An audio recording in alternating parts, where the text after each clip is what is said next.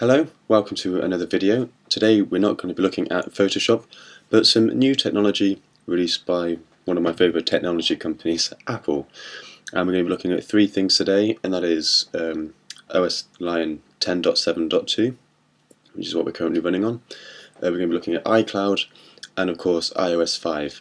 And we're going to be looking at how these three things are kind of useful for fellow photographers.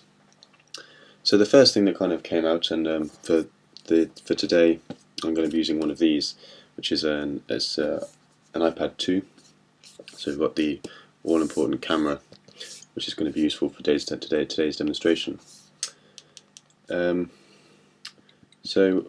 first thing we're going to look at is the photo stream, which again is very useful for photographers.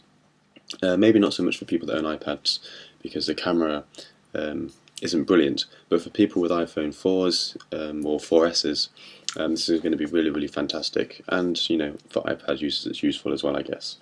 So I'll just unlock it here, and all I'm going to do is just open up the camera application, which you can see there, and then I'm just going to swap it back. So I'm just going to take a photo of my desktop, my computer. You heard the camera snap, and so let's come into the Photos application here, and on Photos, the rotation. So on Photos, there's the photograph I've just taken, and then we can go into Photo Stream, and there's the photo I've just taken. And so let's say I've been out and about, and I've seen something that's quite interesting, and taken a photo of it. And then when I come home, when I come back, and switch over to iPhoto, these are my events here. October 2011 photo stream is down there as well, but if I go into albums here, double tap on photo stream, there it is, boom, there's a photograph of my desktop I've just taken, and we can double check that I'm not messing around.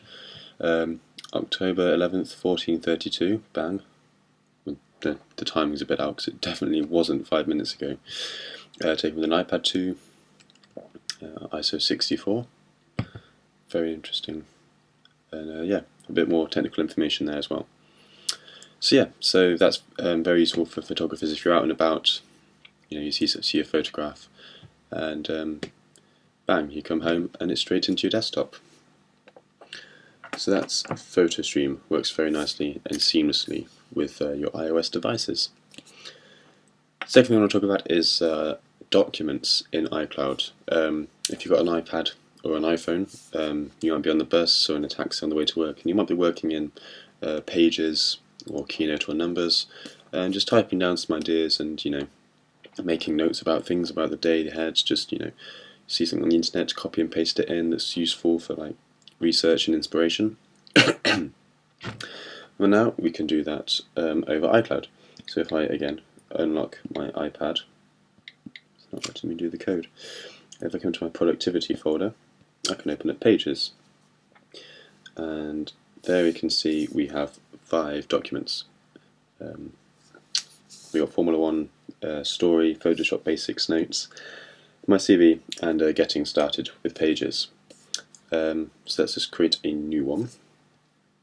We're going to create a document, and we're going to choose blank, and I'm just going to start typing.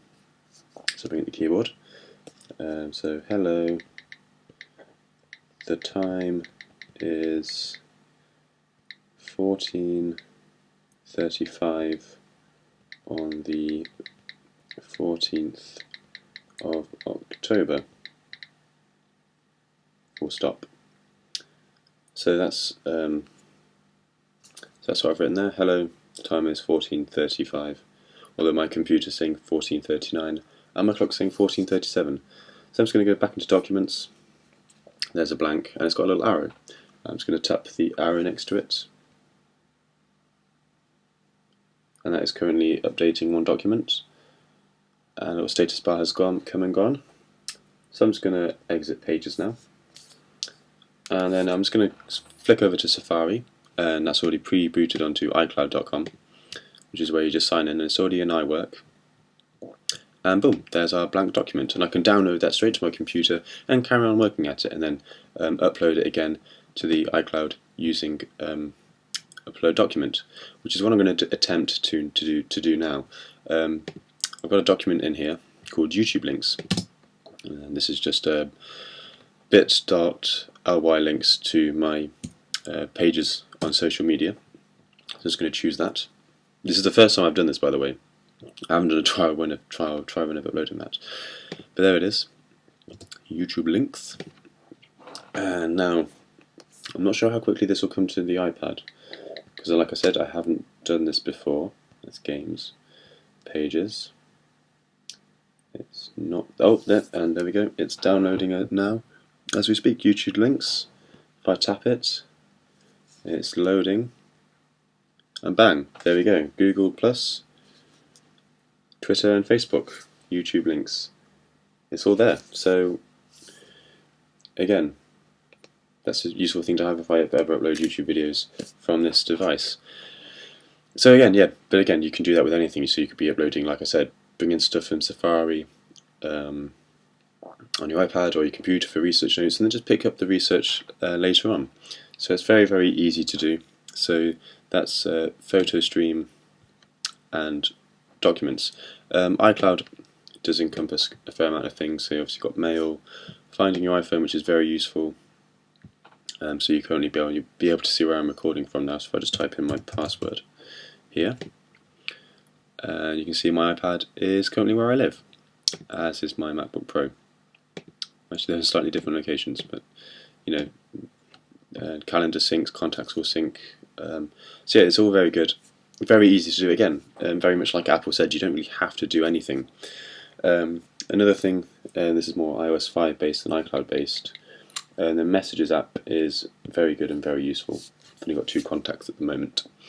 But again, say your contact, if you're working with a model or another photographer on something and they have an iPhone 4 or an iPad, say the client has an iPhone 4 or 4S, and I don't have an iPhone, but I have an iPad, and she has my email address, bang, we can communicate without having to exchange, say we forgot to exchange phone numbers, so we can communicate, even an iPod Touch. So yeah, that's another good thing to do as well. Other than that, there's not really much else for photographers specifically. However, Notification Center is very good, very useful. Remind me to film a Photoshop tutorial tomorrow morning, or tomorrow afternoon as it is now. Newsstand works very well. Find Friends, yeah, it's not the best application in the world. Reminders is good, like I said, that comes down in Notification Center as well. And just a few minor updates as well. And of course, I'm sure it came out the other day, so as soon as we'll start using it more, we'll probably find more. But this has been specifically for photographers and what they might find useful. So that's documents and photos. So I hope you enjoyed this video. I'm hoping to do a Photoshop video next week, so keep peeled for that. And like I said, you can find all my links in the description below, which I'll use off this document right here. So thank you very much for watching, and I'll see you next time.